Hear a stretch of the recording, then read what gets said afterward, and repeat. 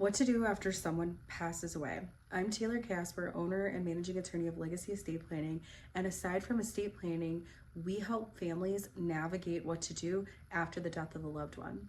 So here are the things that you should do after someone passes away. We're going to do this in at least 2 parts because I want to talk about things that everyone in general should do, as well as what you should do if you have no will or trust versus what you should do if you do have a will or trust, since those things are going to look a little bit different based on the planning that's in place.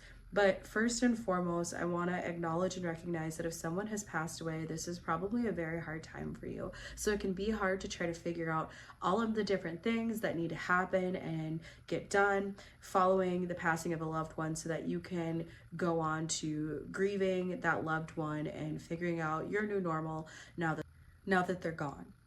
So in addition to this video, I want you to know that there is a free checklist that you're going to be able to download in the description section of this video that you can follow along with, take with you places if you need to reference it after watching this video. So here are some things that everyone should do after a loved one has passed away. First and foremost, whether there's a will or a trust or not, everybody is going to need to make sure that they order death certificates, and not just one death certificate. You want to make sure that you have enough death certificates, because sometimes when you're handling various assets or you're making notification to entities, people, places, you don't always get the death certificate back right away, if at all. So you want to make sure that you have enough.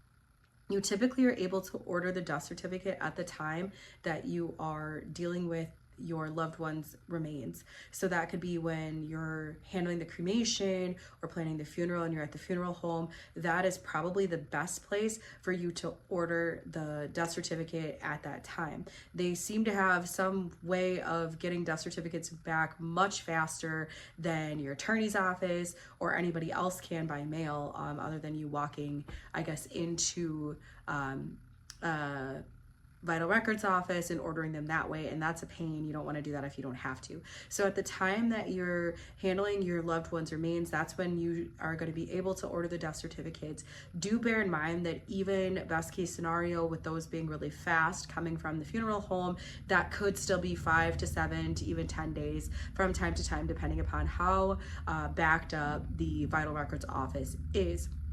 It's always my recommendation that you order at least 10 death certificates because, like I said, you don't always get them back right away, if you get them back at all. And so because of that, you want to make sure you have enough on hand so that you don't have a lot of delays over and over again, having to go back to vital records, make an appointment, try to order a death certificate by mail, and all of those things, because that can be a pain. It can take a very long time to do. So the best thing you can do is order 10 right up front from the funeral home or the cremation society or wherever you're having your loved one's remains disposed of.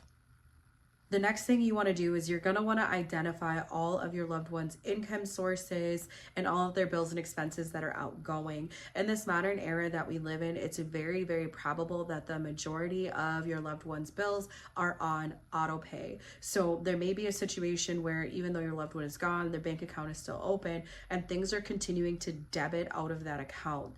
Think mortgage payments, car payments, utilities, subscriptions like Audible, Netflix, cell phone payments, all of those things. So you want to identify what's coming out and what needs to continue to be paid, and make those decisions about what you want to keep getting paid. Like the mortgage, you probably want to keep paying that. You probably want to keep paying the car payment.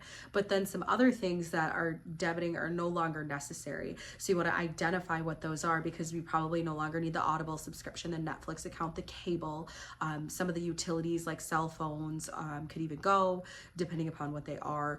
But you want to decide what you're going to keep paying and what you want to turn off, so you can start the process of making notice of your loved one's passing to the places where you want to stop payment, cancel contracts, and turn off those subscriptions. You will likely need a scanned copy of the death certificate to do that. Many of the subscription-based platforms, your utility service providers, will accept a scanned or a faxed copy. So once you have those death certificates, go ahead and scan one so you have it digitally and you're able to quickly email that to places that will accept a digital copy so that you can start turning off some of the things that are debiting and preserve the money that is in those accounts for more legitimate uses than subscription-based stuff that's not getting used anymore.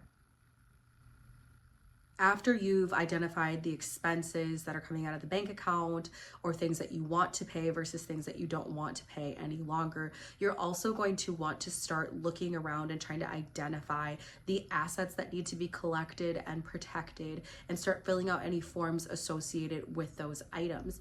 The process of identifying assets can be a little bit tricky. A question we hear a lot is, I don't know how to figure out what my loved one owned.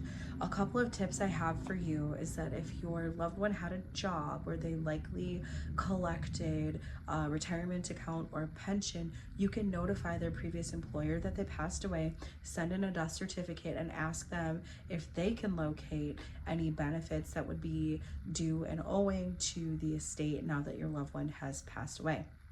Another thing you can do is if your loved one had like an umbrella policy on their home or homeowner's insurance, car insurance, a lot of times they'll also have life insurance from that same provider. So you can notice the insurance carrier because you're going to be turning off some of those insurances at some point in the future. You can notify that insurance carrier that the loved one passed away. You can ask if there were any life insurance policies that would be payable to a beneficiary by reason of your loved one passing away. Almost every single county has a land records department, a county recorder, or many of them have online platforms that you can use to search property and land records for a pretty small fee, $1 a search or something like that. You can do some searches in counties where you think that your loved one may have owned additional property. You might be aware of maybe grandma and grandpa had a parcel at one point in time or some hunting land or farmland, and you just want to make sure that you found everything. You can search by name in many of those and bring up land records that would tell you whether or not the person owned some property that you need to be aware of. You might also search their parents or their loved ones for things that they might have potentially inherited. So those are some tips for locating assets.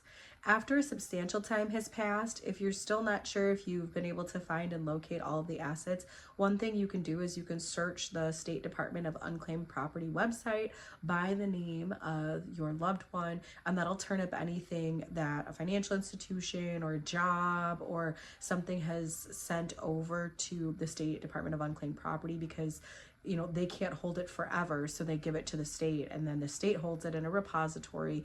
You could locate it that way as well.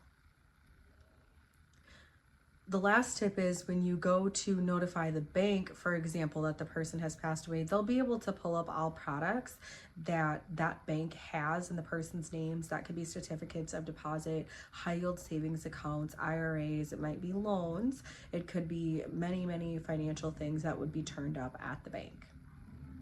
Now, this is oftentimes where people find themselves at a crossroads of what happens if you have an estate plan, will, trust, beneficiary designations, and if you don't. Because at the point in time where we start finding the assets and, what do they have at the bank, what do they have at the job, this is where you might start hitting some roadblocks where people start saying, well, who are you? What authority do you have? I can't talk to you without a court order. This is kind of the stage where you start figuring out where we diverge. Do we go left? Do we go right? Do we stay down the middle? And depending upon what you encounter, for example, at the bank, if they tell you they can't give you any information, if the mortgage company tells you they can't give you any information, then this is where we kind of decide what our next steps are.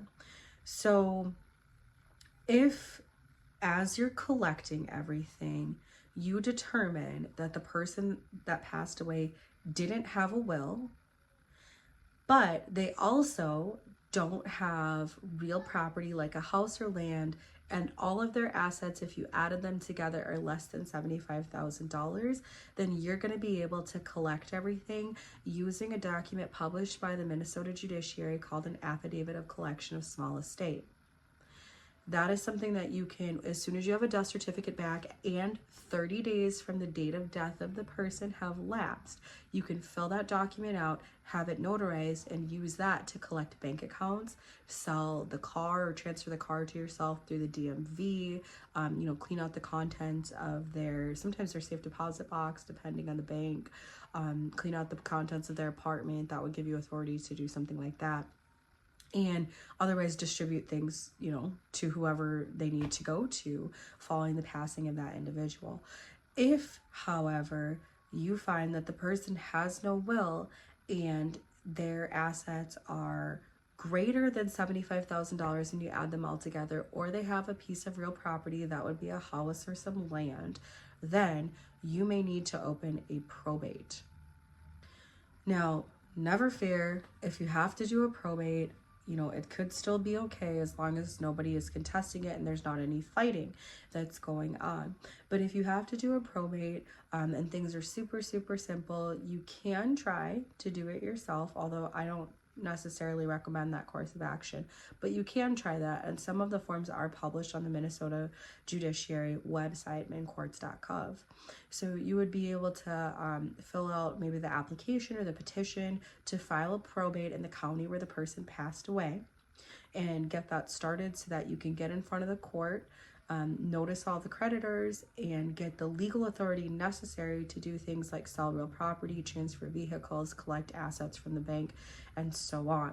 But that's about the point in time where you'll start to know pretty quickly, depending upon what issues you run into, what assets are owned, whether you need to head down the probate rabbit hole, use the affidavit of collection of small estate, or what your next steps are going to be. Now, this is just part one. We are going to go down a little bit deeper in what to do when somebody passes away with respect to, like, how do you tackle probate, right? If we need to do that. So we're going to go down that in our next video, and then we will probably have a part 3 about things to do if you're the trustee. So stick with us. We're gonna let those roll out soon, but for now, if you need to, go ahead and download the checklist that I've made for you, and we will see you next time.